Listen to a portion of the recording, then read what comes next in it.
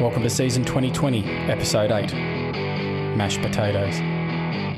In this episode, July 19, it all begins. Manuel speaks with Ramón Forcada, and Manuel tells us his MotoGP idol. This is the Pecino Report.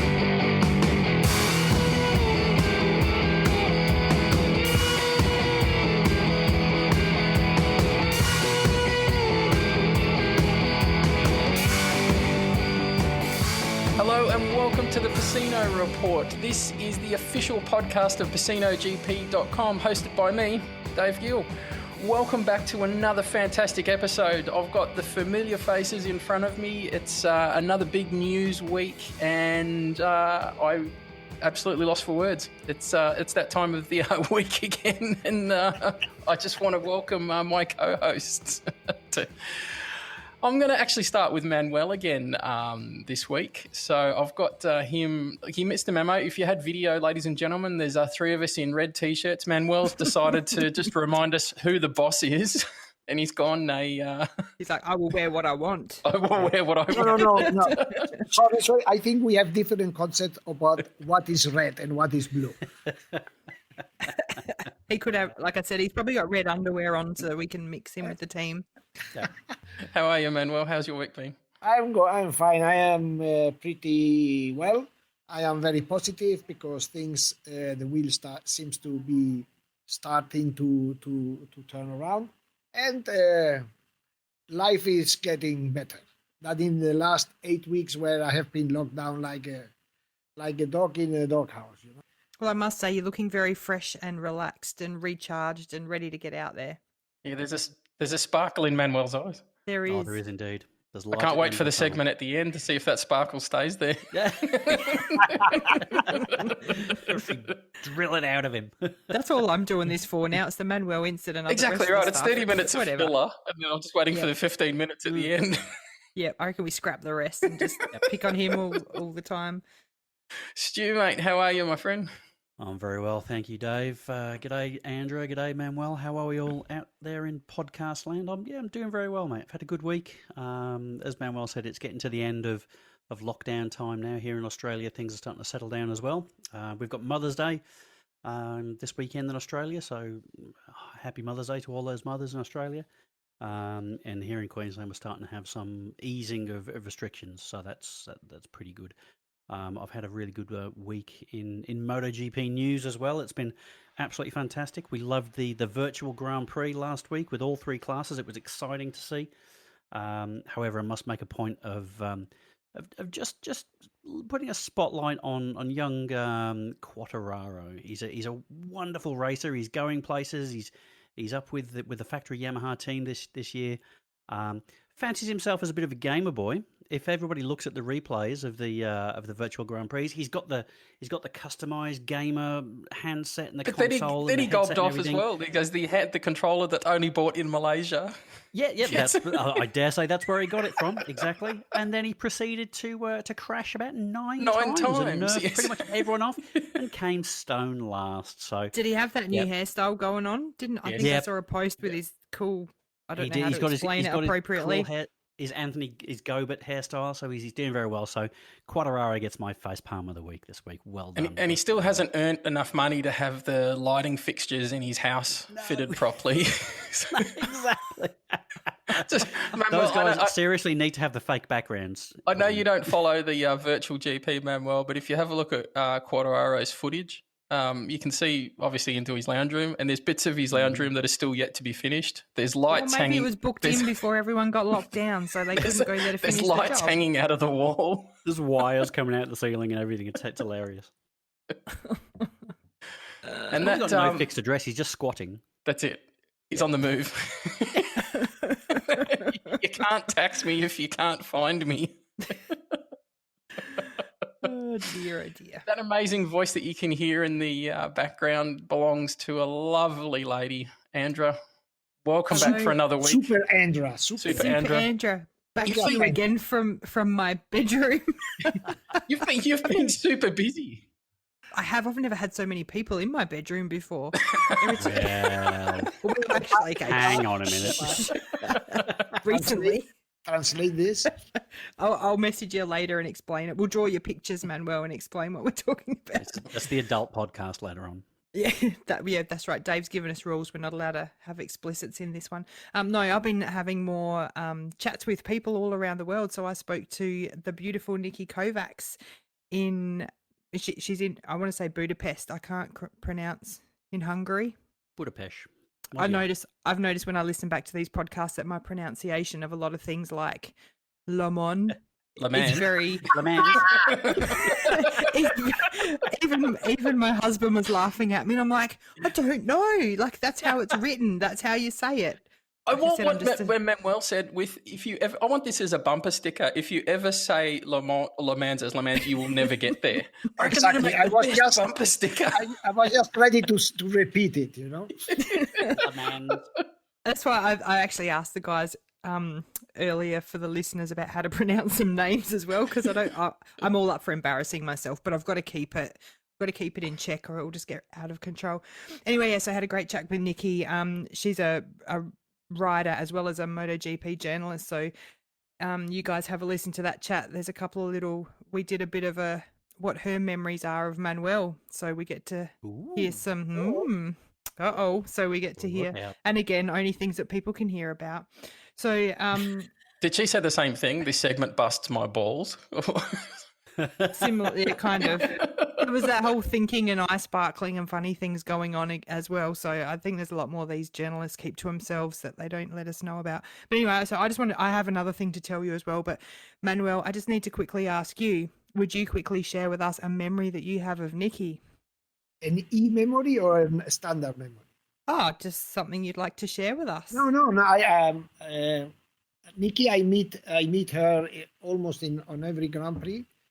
And she is a hard worker. Mm-hmm. And in our press rooms, we don't make any difference between boys and girls. So she's just one of us. And what I like from her, that she works very hard. She does photos, she writes, she has her own YouTube channel, so she works quite hard. And I think she's the only Hungarian journalist in the championship. Yeah, there's a lot of things she was mentioning about. Like she mentioned one day she actually rode in a race, quickly got changed all beautiful and started doing a journalist, like just switching between. She's just on the go, but she's so good at everything she does. No, that was fantastic. All good. So yeah, yes. And the other thing I had to tell you, sorry, Andra, I have to say that I never have seen her racing, nor I don't know where she races. So I am looking forward to hear of it. Yeah, I think there's have a listen, and definitely she's something she still loves to do. I think there's just challenges with trying to, as we all know, keeping up with everything you need to race, all the equipment and traveling and so on. I've got to admit, Andra, listening to some of the Melissa Paris, the Nikki interview, I've always been aware of the World Endurance Championship. But it's only through the interviews and just starting to cast the net a little bit wider, I'm actually starting to really get my teeth back into endurance racing. It's coming up a lot. It is really it's coming up a lot. Almost every conversation I'm having, it's there. Is this something that you're hearing a lot more about, Manuel, or have I just been living under a rock for the last 10 years? No, endurance is super popular in France. As you know, they have the 24 hours of Le Mans. Les Mans.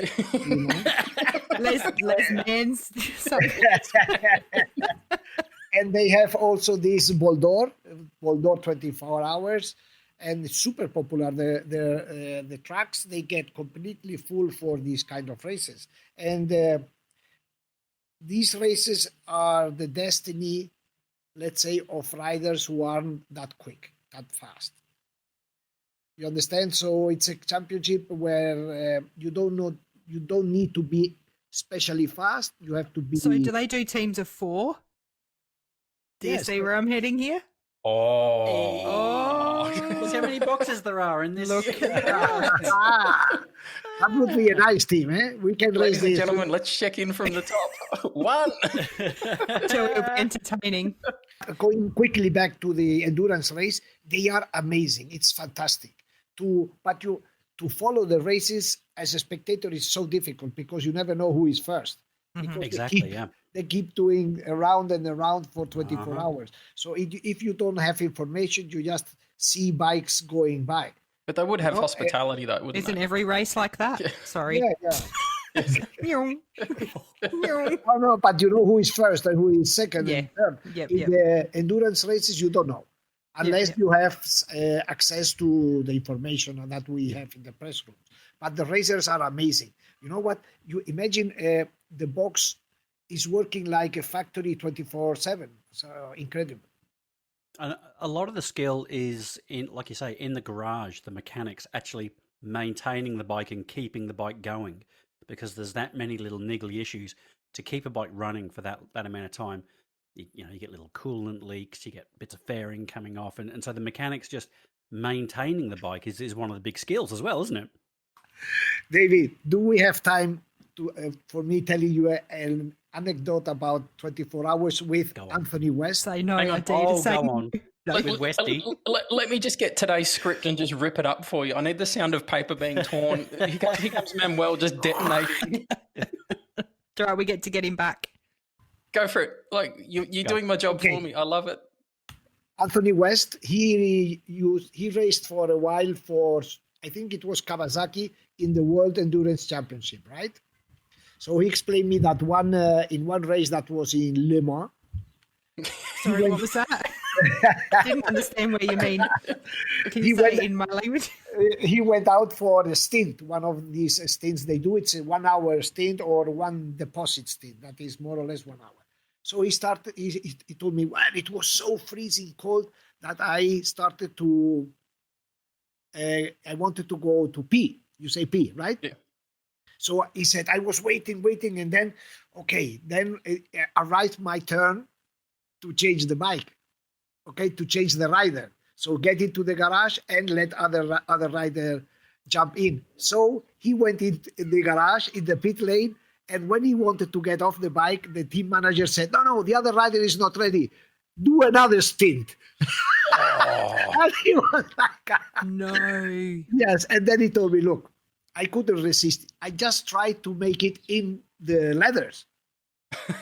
That'd be hard. Hey, I can't. I was going to say, but everything was so turned around. You wouldn't be. I used to ride a bike to work and back occasionally, and sometimes you have to let a little bit of wind out. You can't do it while you're pedaling a bike, so I can't imagine trying to pee while you're riding a motorbike. No, he couldn't. To set up a test.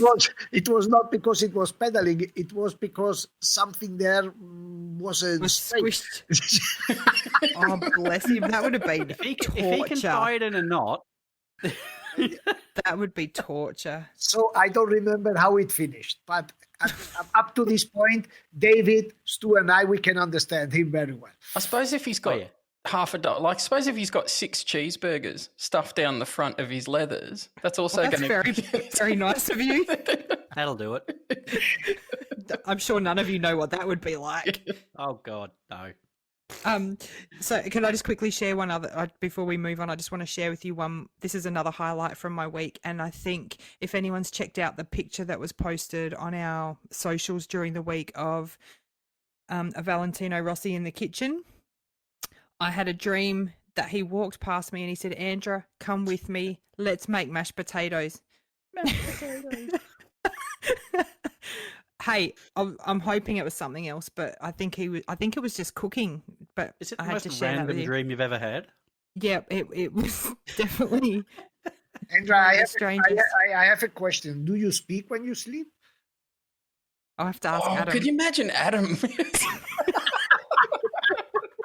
The answer's got to be no, otherwise she'd be single by now. Exactly. Been divorced, no, surely. because there's an Australian music artist. So for those Australian listeners, there's a guy called Shannon Noel who people like to make fun of because he's very Aussie and he's whatever. I once had a dream that he offered to join me in the bed or asked me to join him, and I said, "No, I can't do that. I'm married." And I woke up and I didn't talk to Adam for about 4 or 5 hours because it was my dream and it didn't matter. And I was so disappointed because I said, "No, sorry, I can't. I'm married." And you were angry at Adam.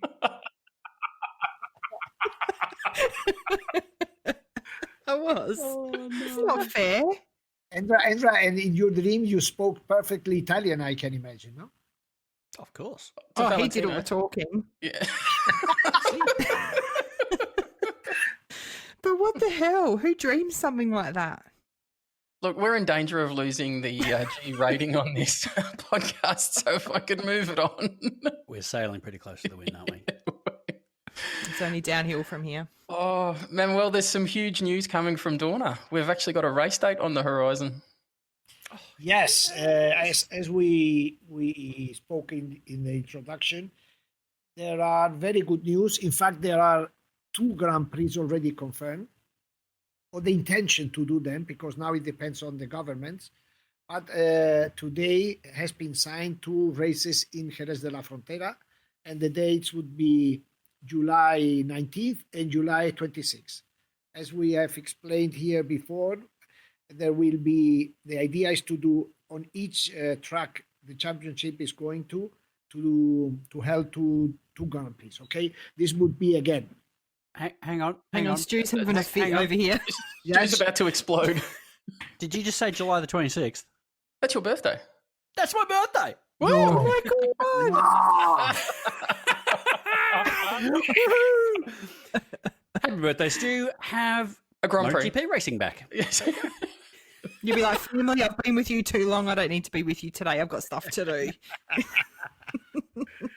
And in addition to this, World Superbike will restart the championship, because remember that they did a race there in Phillip Island. They will restart the championship in August 2 and also in Jerez de la Frontera. So very good news. This is the intention, but now everything depends on the government, especially 2 ministries, the Ministry of Health and the Ministry of Transportation. They have to give the okay for this happen, but it's working. Yeah, but this isn't going to be a resumption back to racing as we know it, though, is it? This is going to be a very, very modified, slimmed down paddock, no spectators. No media. This is going to be a very, very different looking Grand Prix to what we've seen in previous years, isn't it? In previous years and ever, because normally the championship in Europe moves around 3,000 people, right? The first idea was to cut this down to 1,000, but at the end, cutting the most, they will be around 1,500, 1,600 people in the paddock. That is not a short amount, but it's still half of what is normal. And DORNA has prepared a lot of protocols that we won't explain here because it's too boring, but basically they will be constantly checked if they are infected or not. They will have this health passport, where it will contain every time they will get through an exam, and they will be locked down. Imagine for 3 weeks that they will stay in Jerez. They will be locked down in special hotels just for the MotoGP people. 1,000. And they're getting tested multiple times, aren't they? I heard they're getting tested. They are getting tested per day. Yeah, per day. There will be obviously a temperature control every day entering in the circuit. Every 2 days they will go through a test.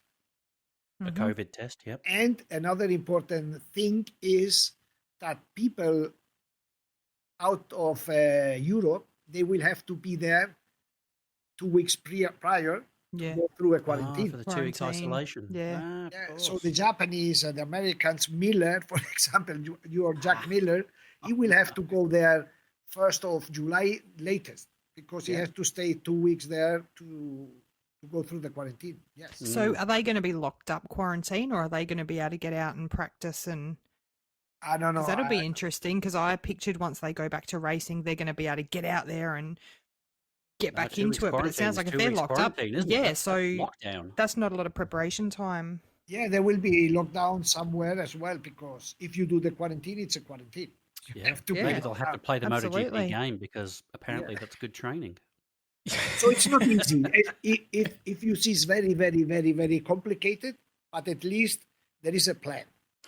So the big one that jumps off the page for me, Manuel, is that if you've obviously got this contained, controlled bubble of people that is the MotoGP paddock that they can then move around the different countries, That's all well and good, but how do you control marshals?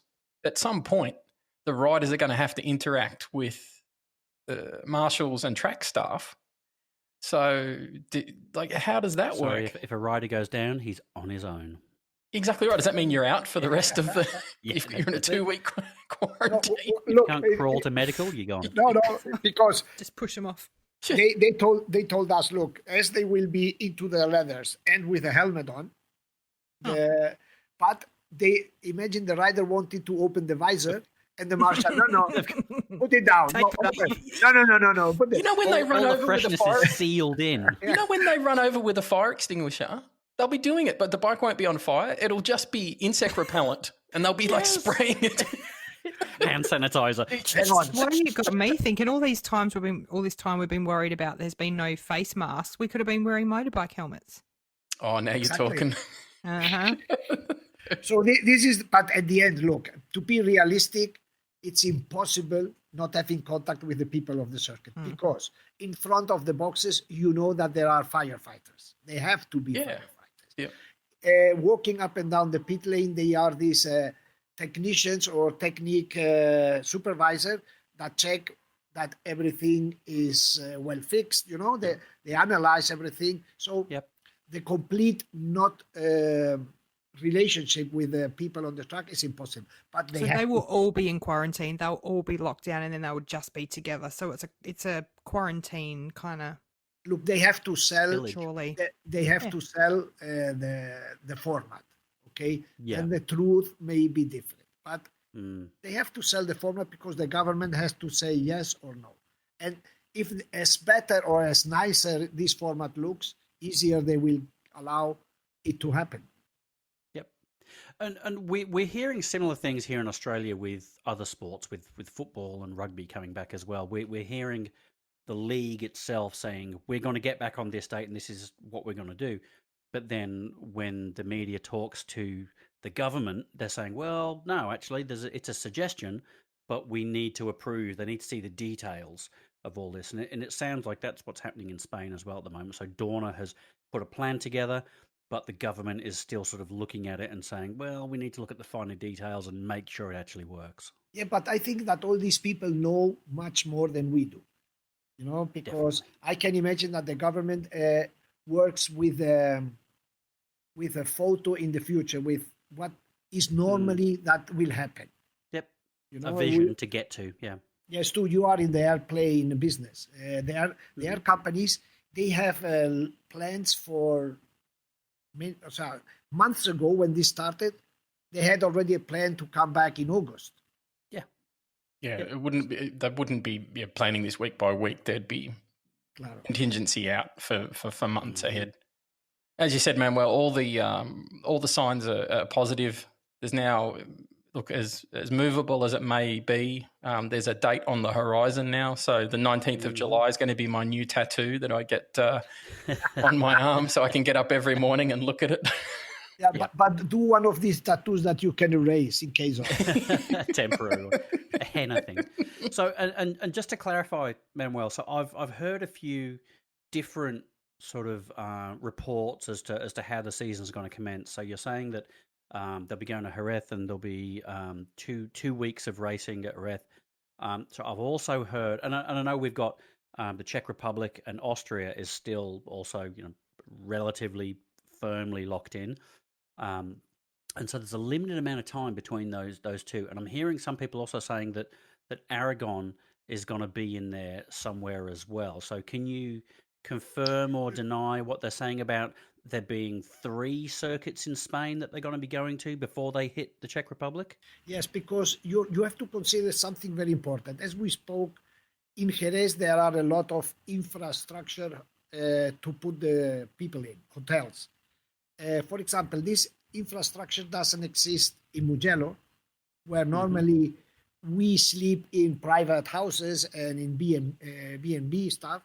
So I can say that I would say 99% that Mugello won't have a race this year, and it's due to the problems of hospitaling the people, right? Misano, for example, is in a holiday place. There are hundreds of hotels there. So it's easy to control the. That was somewhere else I heard, potentially Misano, yeah. Yeah, Misano is going to happen. For example, another problem, in my opinion, can be Austria. In Austria, that is where it's going to happen for sure. But in Austria, there are simply no hotels around. So I don't know what they are going to do. But probably the Austrians that are very well organized, they will come with something. But Tents. Yeah, Brits camper vans. Yeah. all paid by Red Bull in this case, of We'll course. send you some swags. Yeah. Lots of Red Bull camper vans. So you have to consider both things, but after having seen what DORNA has done and all the protocols they have organized, at the end, to hire 100 motorhomes is the problem is finished. Crazy. Yeah, and so moving forwards from Spain, so the Czech Republic, and so you mentioned a bit about Austria, but the Czech Republic and Austria, you think they are pretty well locked in? They will go ahead in some form or another, or is there any speculation about either of those? Red Bull probably would do everything that they could to make Austria go ahead, but what about the Czech Republic? Look, Central Europe is much better than here in the south. The ones who are in the hole are we here in Spain, in Italy, and in Central Europe, things are much better than here. In fact, the German Football League, I don't know if you call it soccer or football. Yes, I heard, Bundesliga was back. The Bundesliga is going to start mid-May, so it means in maximum 2 weeks' time. That's fantastic. And when the German starts to move, the rest of Europe moves. This is normally in the other direction traditionally, but yeah. Dave, you had a question. It was, I'm a bit reluctant to ask this question. It was based on the interview you did with Carmelo at the MotoGP Roundtable, and I'll put it up in the show notes. I'd encourage everyone to go and have a look at that. It was an absolutely fascinating great work, Manuel. Interview with some of the biggest names you're ever going to get in MotoGP, and the boss himself was pressing hard questions at Carmelo. And if I understood correctly, and it was something I wanted you to explain for my simple mind, was Carmelo spoke directly to the 4 flyaway rounds, so being Japan, Thailand, Malaysia, and Australia. And the bit that I didn't grasp, and if you could explain a little better, was that the only way that they would be going ahead would be if the tracks themselves fronted the costs. Is that correct? Not exactly. If the tracks, the championship can only move to Australia if the circuits pay the fee they have originally to pay for having the race. Okay. The cost of only the flight cost, again, probably about this you know much more than me. Only the flight cost is from one place to another, considering there are different distances, but the cost is around 2 million euros per each transfer. Okay, there are four 747 cargos only, and then plus some other cargo that fly in regular airlines. So the cost is 2 million. Okay, then let's say, for example, I'm just guessing. Let's say that Thailand pays 6 million for doing the race, 5 million. So out of this money comes a part to pay the cost of the transfer. So if the circuits don't pay what they stipulated on the contracts, they won't leave Europe. This is basically the story. Gotcha. So they're actually going to hold the tracks accountable for. There's going to be no charity in this one. Unless they pay, they're not coming. Yeah, and the promoters can only pay if it's an open door race. Yeah, because the incomes come through the selling of the tickets. Yeah, gotcha. That's exactly right. Yep. We know that Thailand's ready to turn it on, almost immediately. So there's one. So is Japan going to be in a similar situation, do you think, or do you think they're going to be conservative? I'm surprised because I contacted my friends of HRC and told them that it would be difficult to go to Japan. And the answer was, no, we absolutely have to have a race here in Japan. So Aren't they already? Haven't they been in the factories the whole time? Exactly. They're actually working on the Officially, 2025 bike. Who said that again? That was from the That was from the virtual Mark race. Marquez. Yeah. Yeah, he was staring up Taka. Yeah. That was brilliant. Taka. Don't say Taka that David get excited. I was going to say, did I pronounce that correctly? I didn't say his sister. I just said him.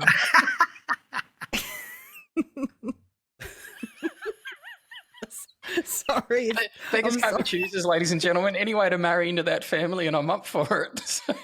I think this part will be cut in the post-production. Nah. Put it out there. Any talk of Taka's sister stays in. As we said at the start of the show, this is all very, very positive news, and it's all heading in the right direction. My only regret is that in a couple of weeks' time, when we actually do have racing, that's an entire segment of the show that we will not be able to speak to because we'll have regular racing and we won't have DORNA updates. There'll be no speculation. It'll all be official. Exactly. God, I don't know how I'm going to handle this. What, real racing? Yeah. I can't just watch it when I want. I have to watch it. Oh, your head will explode. It's Probably. crazy. It's going to be awesome. Oh, at least I was here for a little while if you never see me again. Manuel, you dropped a bombshell on me just a couple of hours before we were due to record this. You were speaking to a bit of an idol of mine. I'm a closet engineer by trade. I follow the riders, but I've also got a bit of geek going on for what happens in the boxes. Do you want to just shine a little bit of a light on the individual that you were speaking to and some of the stories that he's got? Yeah, look, I'm part of a TV show every night in an Italian TV that's called Paddock TV. It's in Italian. And last night we had a very special person there. That his name is Ramón Forcada. He's an engineer, and he has been in the championship for, I think his first championship was down in 1989 or something like this. Wow. He's one of the most important crew chiefs that are in the paddock. And he gave me the list of the riders he had worked with. And it's amazing. Probably most of our listeners don't even know part of this list. When you said you were talking to me, I just went through in my head, and I think I only got about a third of them. And when you put the list back, I was just like blown away. Like this was everything I thought, plus 7, 8 more names. So much more. Mm. Yeah, the list is incredible. He started with a Spanish rider called Cribillé, twice world champion, won 500, with another one Spaniard called Aspar, with a Brazilian called Barros, and then Puig, who actually is a HRC manager, with John Kocinski, with Setegi Bernal, with Carlos a bunch Czech. of no names. Yeah, just nobody's. Nobody's. Okay, Ukawa, Stoner. He worked also with Stoner. Wow. With Lorenzo, with Viñales, and actually he works with Morbidelli. Okay, so there are names. I told him, look, there are names on this list like Alberto Puig, like John Kocinski, like Casey Stoner, like Lorenzo, that he only needs one more name to get the title of official psychiatrist. He just the paddock psychiatrist. Yeah, he just needs Max Biaggi on that list. That's the only one who is missing. And then I asked him, very funny, because I asked him which of these names were the most complicated to work with. And he said that, of course, John Kocinski. Little John. Oh, God, yeah. Complicated is a good word for incredible. He said, I only worked 1 year with him. If I was told by my boss to work another year, I would have left the team. Oh, my goodness. No, John, but crazy in a way. You know that he traveled around the world with just a plastic bag. Mm-hmm. You've mentioned him before. Okay. And then I told him, tell us some anecdote about him. He said, look, Kocinski, in that plastic bag, he had a polisher to polish the bike. Oh. He brought it all down from the States. Wow. So before getting on the bike, he ordered his mechanic to polish the whole bike. And then before jumping on the bike, he looked around the bike to see if there was any how to say any marks or any specks of fingerprints. Fingerprint. So he walked, and if he saw a fingerprint, he got upset and who touched my bike? Who touched my bike? Yep. So he didn't get on the bike if it was completely clean and without any fingerprint from the mechanics. That's someone on the spectrum. Is a word that comes just an aside, I've heard a rumor about this. I don't know where I've heard this, but I've heard that he used to wear, when he wasn't racing, he used to wear the same T-shirt, and if he was ever in a hotel, he would take that T-shirt off, send it to room service to be cleaned so he could put it on in the morning. Is that even remotely true? That's genius, actually. That's probably, we could probably learn something from that. Yeah, it is absolutely like this. And he was always wearing the same socks. And I tell you, these were socks, HRC socks, that were written HRC. And he was absolutely in love with that socks. Incredible. So is this how Marquez is doing it? Is he taking a leaf out of Little John's book? Surely not. That's Howard Hughes levels of crazy. To be at that level, is that where your mind has to be? Or was this just Kocinski? He was a one-off. No. Kocinski was Kocinski. Let me tell you more things, because he was quite a friend. I see that sparkle again. Here it comes. Here we go. Brace yourself. Wind him up and let him go. Do you know an American who has not a car? Kocinski, when he returned home, he hired A-class car. So the smallest car you can hire in the States. Really? Imagine. And then he lived in a very, very small apartment, very tiny apartment. So, no, this I can't tell. Okay, let's go. He sounds like he could bring out a Netflix show on minimalism. Okay, Manuel's got remorse and needs to back away from the conversation. Let's move forward. So the thing that when you're going through Forcada's rider list, the one thing that jumps off that list was that he doesn't seem to have factory loyalty. So he's obviously moved from factory to factory to factory, and he's with Petronas now. So how has he adapted, obviously coming off Honda, now with Yamaha? Does that happen a lot, or do we see the likes of, the Yamaha elite stay with Yamaha? Well, he worked basically most of his life, he worked with Team Pons, right? Yeah. He, that Spanish team, he worked in all categories with this team. Then he moved down to HRC, and then from HRC to Yamaha, and then from Yamaha to this Petronas satellite team. Yeah. And I asked him yesterday the difference between Yamaha and Honda, how they work different. Yeah. And again, it was so amazing. He explained, look, it's very easy.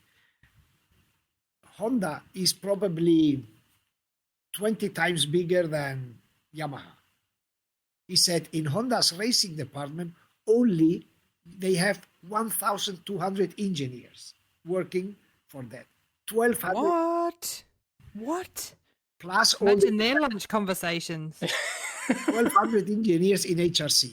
He said, look, oh my God. And he explained something very interesting that I have always thought. Honda is basically an engineering company. They like racing because they like engineering. While Yamaha, they are really racing guys. You understand that? Yeah, who need to be engineers, to support the racing. They are all engineers, but the Honda engineers, they are there to show how good they are. While the Yamaha engineers, they are racing. They like racing like we like watching. For the love of racing, yeah. That's the huge difference. I remember an HRC interview a few years ago, and they were saying that there's half a dozen engineers at HRC that just design the left foot peg. And there's another set of engineers who design the right foot peg.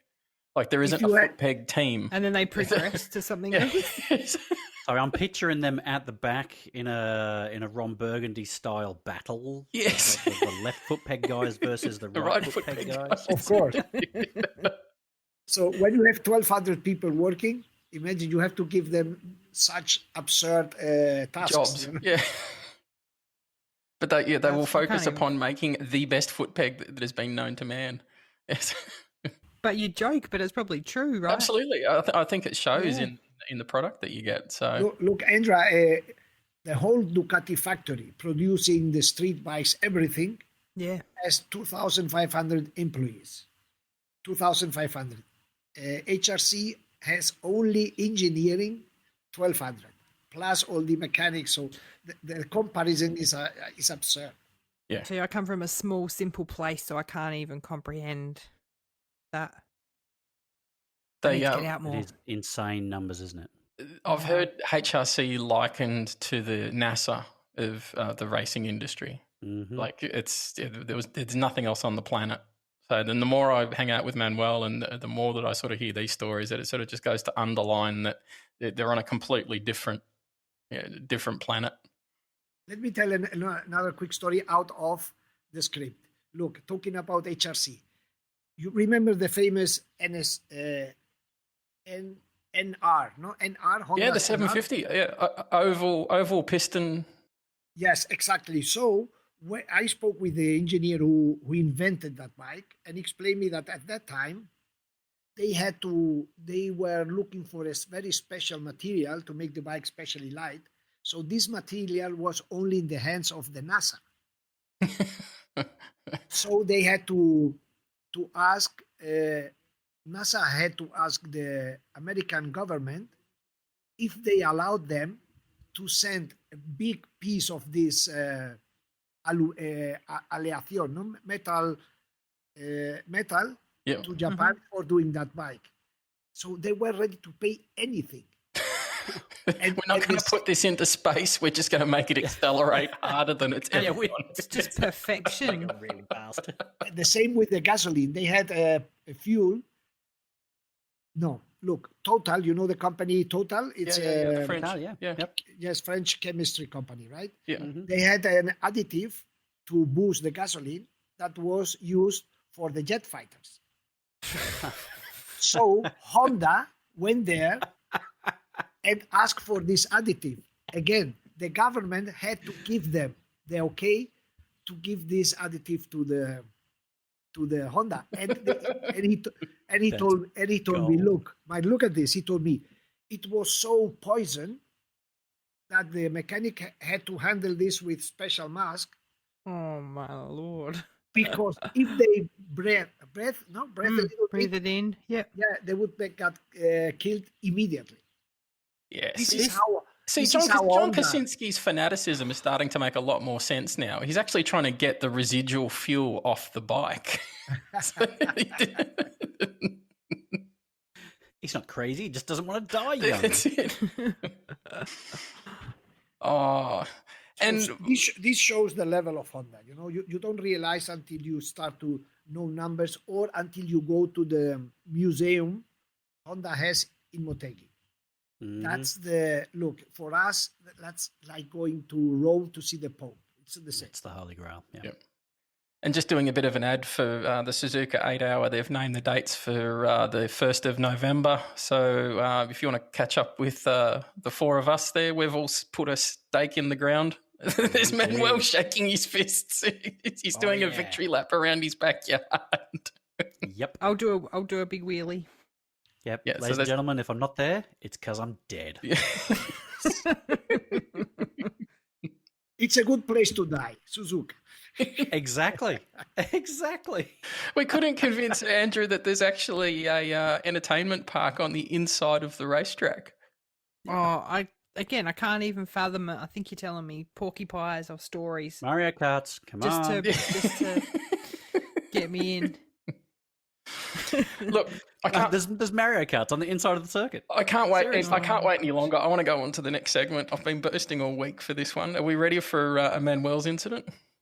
Oh, we are always ready. Here we go. Always ready. Do we have a theme tune yet for this? No, I'm actually going to leave this up to our. Just hear my laugh.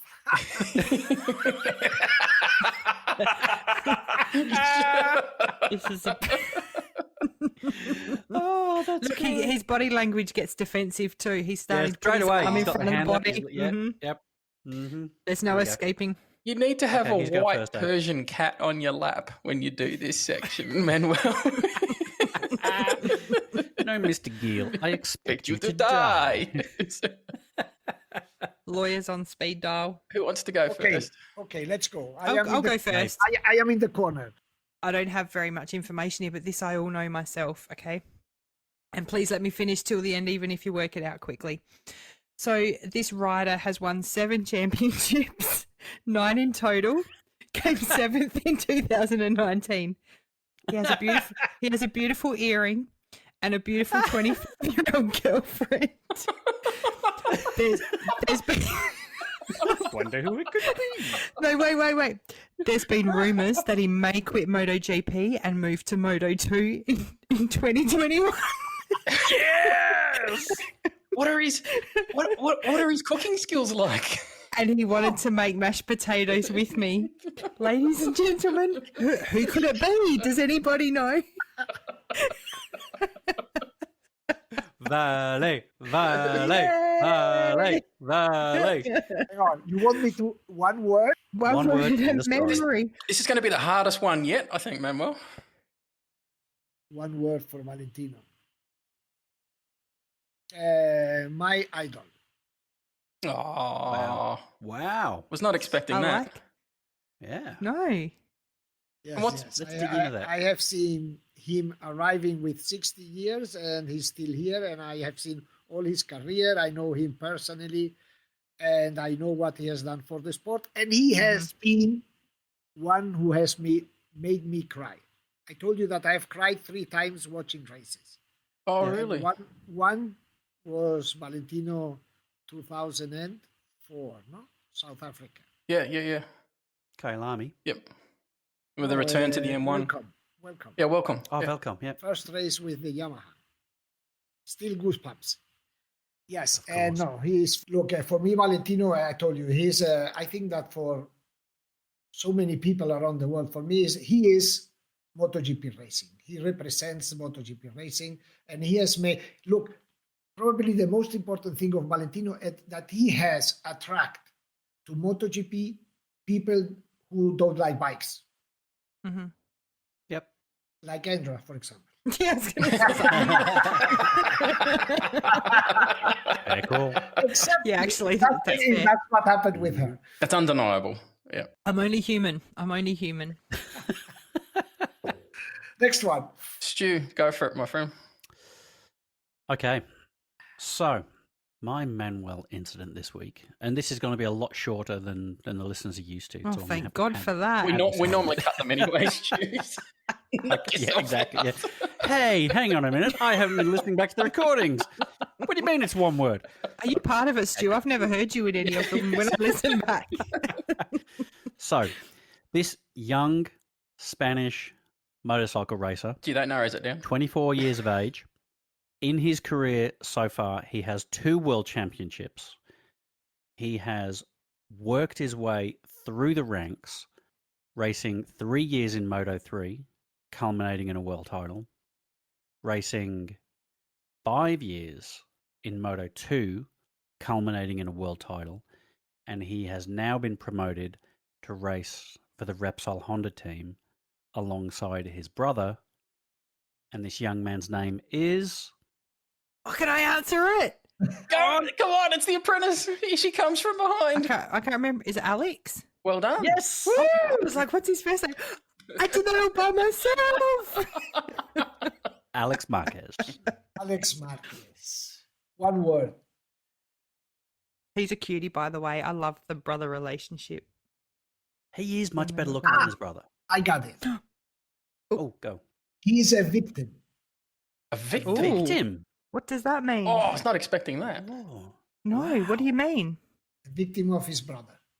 I was Oh. going to say, is he a victim of his brother's fame? Is this in a good way or a bad way, though? Is this like, it's a positive? I don't think so. That's positive. Oh. Okay. Or you Okay. can say also that he is one who is kidnapped by his brother. So do you think he's constantly living in the shadow of his brother? Yes, very much. Wow. Although both try to give another image, but if you have a brother like Mark and you do the same than he does, how can you avoid this? And it sounds like it's a Exactly. very close-knit family, and Mark seems to drive a lot of what the family does. And He's always Sucks a lot of the light. he is always the brother of, despite despite Mark selling that he has 2 world champion, which he has, but he's always the brother of. Why did you bring him here? Because he's the brother of Marquez. Yep. Oh, I want to And cuddle I've- him I've and make him seen- feel better. Can I put something to you, realistic. Manuel? So with Alex coming into the HRC team this year, will it put pressure upon Mark if Alex doesn't perform? Look, I as you know, I don't watch, but I have been told that in a certain moment, Mark says to his brother that he should dedicate to MotoGP video game because he's very good at it. Okay. Right. Is there any chance that Alex will beat Mark No, ever? no. No. But look, this That'd be a funny twist, wouldn't it? this sounds me this sentence of Mark It's an saying, Italian tragedy. if you are sorry, this sentence of Mark saying, if you are so good at it, you should do this. You should dedicate you to this. I understand the Yeah. intent. That's This is like But he's already dictating to it. yeah. the Mark coming out with a kick. Although it's it was funny, but the message was sent. I don't know. Yes. Probably was even not wanting to send, but it comes from Yeah. Mark's personality. But that's I almost think. an ultimatum to your brother. And their whole life's been like that. So even if he wins a world title, man. realistically, he's still in the shadow of his brother, who has multiple world titles and is the most successful. And has so a you think he different will always be in personality. Exactly. You know, the personality of Alex is the typical personality of the second A second child. child Yes, in Child. Okay. yeah, no, a typical So is he quieter and Very more much. reserved, or shyer, quieter. Is there only the 2 of them, or are there more? No, just them two. are there more? Is there No, more? Are we no, expecting but I another just one to thought- come through in 5 years' time? Is there a but it's that small whole factory dynamic? If there's somewhere? only the 2 siblings as well, they're going to be so much closer and in each other's world. Where if there was like 6 siblings, it Yeah. could dilute it a And little. Manuel, correct me if I'm wrong, but they are close, aren't they? They are close.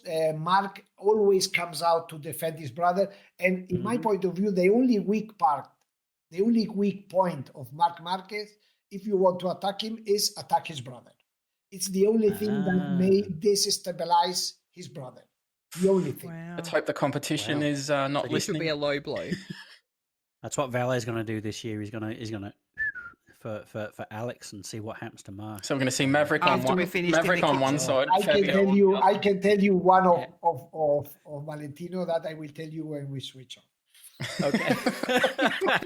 Favorites? No. Ladies and gentlemen, just to remind you, we'll be putting that behind a paywall. It's And it's going to $500. cost a lot because Exactly Manuel right. may not be able to keep doing what he's doing. That's going to be more than a cup of coffee, I can promise you. Wonderful. Thank you, Manuel, for those insights. That's wonderful. I mean, when I put that one together, obviously I made a point of highlighting his career highlights because he has had a long career already himself, and he's done the right thing. You see a lot of riders, they come through, they do 1 year in Moto3, 1 year in Moto2, and then get pushed up to MotoGP really quickly. But it seems that Alex has spent a lot of time in the lower classes to develop himself as an individual. But he But you can't still just be think in he's still MotoGP because under it's there. his brother either. He's obviously there on merit or he wouldn't be racing. That's what I'm getting at, exactly. But yeah, But look, at the same time, you said 3 years in Moto3, right? Until they got the championship. 5 years in Moto2. Would any other rider not being in Marquez had the chance to stay 5 years in Moto2?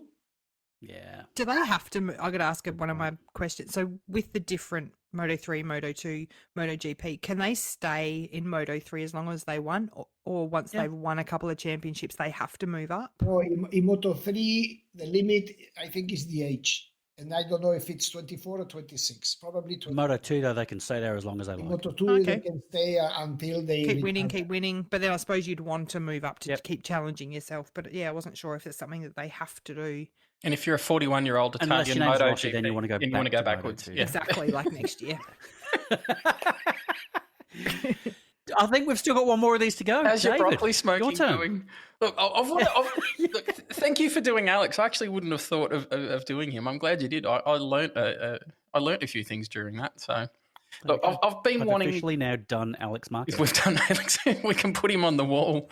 I've wanted to do this guy since we started. This was actually the reason that I pitched this segment to Manuel was because I wanted to know more about this guy.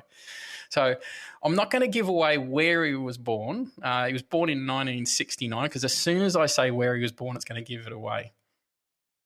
He started racing. Why are you both looking up to the right-hand side? They're both going. Oh, Stu knows who I'm going to ask. Sorry, Dave. So he started racing a Suzuki in 1981. He then won the Malaysian Superbike Championship in 91. So most of his racing career prior to coming over to 500s, as they were then, was all Superbike. So he raced a Harris machine before joining the Suzuki factory and then came over into essentially MotoGP in 250 class, which from memory he actually didn't like racing because he felt that he was too large for it. In 94, he went back to Superbikes and was running on a Works Honda with Aaron Slight. He came reasonably well, came in fifth in that year. He's raced with Doug Pollan, Aaron Slight again, a lot of success at Assen and with Kawasaki. In his jump over to the Premier class in 1988, this is where it's going to give it away. Manuel, do you know yet? No. He rode... Me either. I have no idea. He rode the WCM Yamaha, and he actually won the British Grand Prix at Donington Park in '98. Yes. And a little bit of a fact for the listeners out there: this was the last ever dry weather race that Dunlop won. So they've not had a Dunlop victory since this individual won, or in the dry, won it at Donington Park. He then went on to get a second and a third at Donington Park and Phillip Island. So he's only had the three podiums out of, I think it was 30-something races, 32 races. And he also holds the prestigious title of also racing a Muzz at Donington Park in the Premier class. I'm not going to tell you what he does now because this will completely give it away. But Straight away. who do you reckon this is, Manuel? It's Simon Crafar. Simon Crafar. Yeah. Yep. He's the That's It's what easy. I was going to say, but you beat me to it. You know, and immediately I have the word. what's that? It's 3 words. The nicest flag. The nicest flag. Yes. What? Where's he from? You got to help me out here. I think The Manuel's flag- confused. The flag he waved Kiwi. in Donington, Yeah. all blacks. Oh. That was fantastic. You know? Or as we like to refer to them, the Little Island. Yeah, but you know, I remember his how do you say, his winning lap, or how, I don't know Yeah. how you call it, with that all black flag was something that It's victory lap. unique. It was, yeah. That's cool. And the other option would be the Dunlop victory, Yeah. because he Yes. won that race because of the tires. Mhm. And he's openly said he never came to understand the Michelins when he was forced to move, and he said that was part of his decision to not race anymore. So Yeah, but this flag was so nice, you know, with I can see it. I can see it like if it had happened yesterday. I can see it. Beautiful. And for the listeners out there, Dave, do you want to just fill in what he's doing now, and for Andra especially? yeah, so you. when racing does get up and running again, Andrew, you're going to see a very suave, grey-headed guy who doesn't look dissimilar to myself. Manuel. Oh, not Manuel. You'll hear him a lot. You'll You hear might him. not see him a lot. You will He's hear gonna- him a lot. He's almost he's going to have a very thick Kiwi accent. and a very unique voice, and he's the roving pit lane reporter. You'll hear him shouting a lot during the race. for They'll DORNA. throw to him. The commentators will throw to him during the race. He's normally on the pit wall, and so there's a lot of bikes going past and race noise, and he'll be there telling people about in the audience about what tires people are on, what crew chiefs are saying, and that sort of thing. And the knowledge that he has is absolutely amazing. He's a perfect person for the job. Brilliant. Looking forward to it.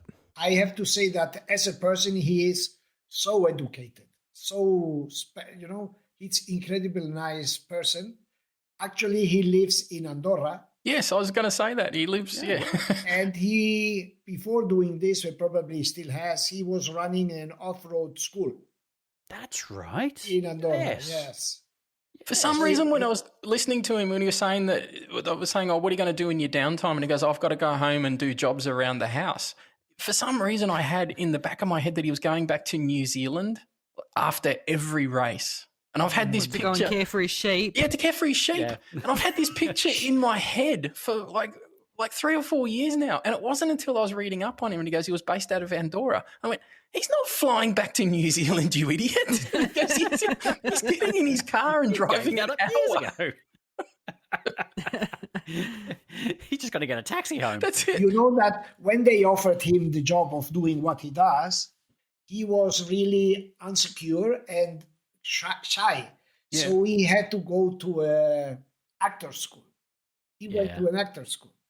And you could tell the first couple of years, the first couple of seasons, he was a little bit dodgy, but he's really grown into the role. The first few years, I heard a lot of people, and I'll put my hand up, I was one of them, was calling him, as they say in English, uphill and down dale. They were taking the mickey out of him because he was very shy and unsure of himself. But he's progressed so far in his public speaking. He's the perfect foil for the commentators now, I think. He basically went to school. I'll ask you this: who would you prefer, either Simon Crafar or Kevin McGee speaking at you? Oh, got to be Simon Crafar. Yeah, absolutely. Sorry, Kev. Kev, if you're listening to this, I apologise. I respect what you've done in the past, but get off the TV. Thank God he's not listening. That's why he's only on Channel 10. Yeah. Gotta speak my mind. I'm sorry. Thank you for that, Memo. I've been a huge fan of Simon Crafar, so through his career, and then to see him back in such a positive role, and as you said, to see him grow into that position. I said, I know that Simon wakes up every morning wanting to know if he's got my support, and I can now officially, give him that. He can now rest easy of a night time. Yes, he can sleep a little bit longer. That's it. Yep. So, that's it for another episode, I think, ladies and gentlemen. We've gone over. Anything else? Oh, my goodness. Andra, is there anyone you'd like to say hello to? I do. I have a couple here. I would like to give a shout out to Kingy in Scotland. Yep. And Laura Porro. Did I pronounce her name correctly? Who knows? Oh, is this the blonde Laura? Yes, blonde Laura. Beautiful blonde Laura. And to Gillian Fawkes. I know we gave a shout out to Andrew last week.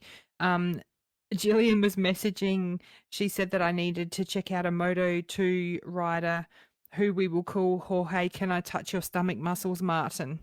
So, Jorge Martin. I was saying Martin. So, Gillian, please keep these recommendations coming, because obviously it's very important that I educate Martin. I need to educate myself on all these riders, so I appreciate your assistance. Thank you. Oh, there's a dedicated Pornhub channel now that Andra's setting up. Yep, just based on GP. And another thing quickly, when I spoke to Nikki last night, and she sent me the link and we'll put it out. She did an article, I'm not sure if it was last year, but she did some photographs. She took the photographs of riders' tattoos and then asked them stories about their tattoos. So I was also very interested in that. Okay, we'll put that in the show notes. Lovely. She did that. I'm surprised because many riders are so, how do you say, for them to talk like about privacy. Yeah. No, she seems very good at getting that other angle. And I think for you to get that information out of Nikki, you did very well as well. So I'd encourage any of our listeners to step over into What the Andrew and have a listen. There's even something about one of the riders and what colour underwear he wears on certain days. Oh, So there you go, Gillian. Jump in and have a listen to that one. look, we can't get Manuel organised to wear a red T-shirt on Red T-shirt recording day. So I am in red. look, The other red. ladies and gentlemen, thank you so much for listening to my wonderful co-hosts. Thank you so much. I'll see you again in a couple of days. If you've liked what you've heard, leave us a 5-star review on the Apple Podcasts. Tell your friends. We're available on all the podcast platforms. We're on Instagram, Andra _ the Pecino Report, quickdraw _73. The Pecino Report at pecinogp.com. Manuel, where can the universe get hold of you and get all the lowdown and dirty and the absolute good jam that is coming out of MotoGP at the moment? I want to know too. Well, you can find everything on pecinogp.com, and I am opening a brand new website, probably at the end of this week or beginning of next week. So Tell me more. Invite everyone to get there, and obviously there will be a special corner for our podcasts. Is there a virtual reality room in there that I can sit in there with my VR goggles on, and I can feel as though I'm in the pit box? I can have you sitting there next to me with your voice. So what? So you can sit in Manuel's lounge room with him? It might be something. No, I have to tell you, and as nobody listens to us now, I will hire rabbit. How do you say? I will dress like a rabbit to get into Jerez and hide behind the bush. That we need to see. So all the media stories are going to talk about this giant bloody rabbit that was hanging around the track. And for the listeners, we just had hands as ears and all sorts going on With the then, long if you lens. could see him. And hunters hunt a strange rabbit in Jerez. Yeah, you've got body armor underneath. So when you open the local paper, it's going to be the top headline, Marquez wins GP. The next one down is going to be Deranged Hunters rabbit. kill giant rabbit. Ladies and gentlemen, we've loved putting this together. We'll see you next week. Please take care. Thanks, guys. Thank you very much, everybody. Bye-bye. Thank you.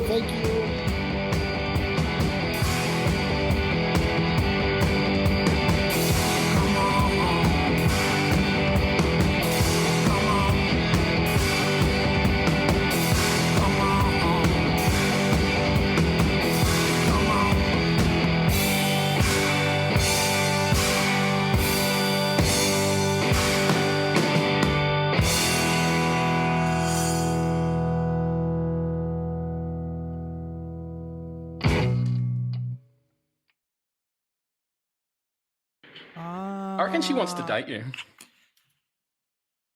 Sorry, Like guys. Date this? who? Sorry. Hang on.